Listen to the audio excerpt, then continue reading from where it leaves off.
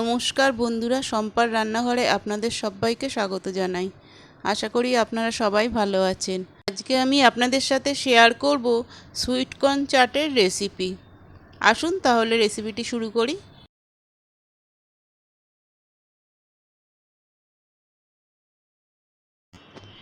এখানে আমি শসা কুচি, পেঁয়াজ কুচি, টমেটো কুচি, কাঁচা লঙ্কা কুচি আর একটা পাতিলেবু কেটে নিয়েছি।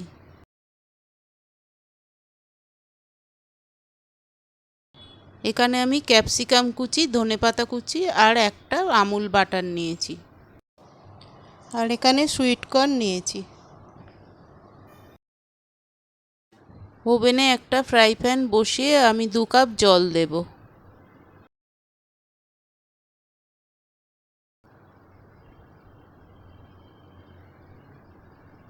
সামান্য লবণ দেব। জলটা একটু ফুটে উঠলে সুইট কর্নগুলো এর মধ্যে দিয়ে দেব। সুইট কর্নটা 2 থেকে 3 মিনিট আমি ভালোভাবে ফুটিয়ে নেব।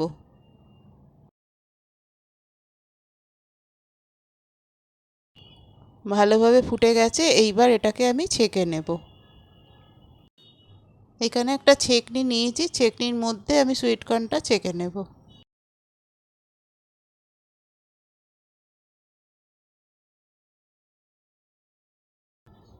নিয়ে জলটা ভালো করে ঝরিয়ে নেব। এইবার ওভেনে একটা ফ্রাই প্যান বসিয়ে তাতে আমি বাটার দেব। বাটারটা একটু ভালো মতো গলে গেলে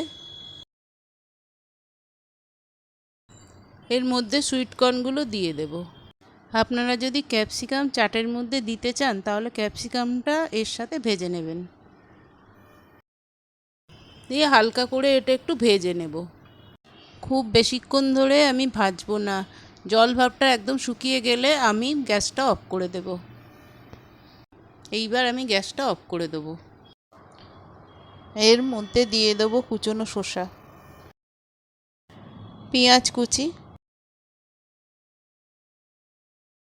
টমেটো কুচি, কাঁচা লঙ্কা কুচি,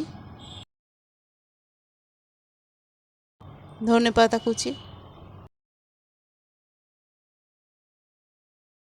অল্প মরিচ গুঁড়ো, লঙ্কার গুঁড়ো, চাট মশলা, বিট নুন। এবারে পাতিলেবুর রস। আমি গোটা পাতিলেবুরটাই রস করে দিয়ে দেব।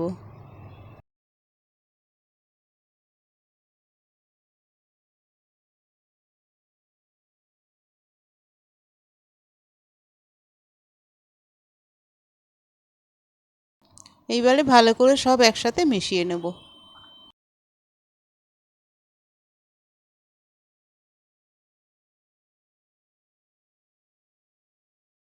আমার ভালোভাবে মিশিয়ে নেওয়া হয়ে গেছে, এইবার আমি পরিবেশন করব।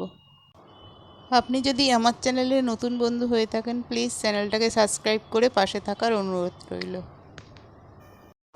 আমার এই রেসিপিটা যদি ভালো লাগে তাহলে একটা লাইক করবেন, কমেন্ট করবেন, শেয়ার করবেন আর চ্যানেলটাকে সাবস্ক্রাইব করে পাশে থাকার অনুরোধ রইল।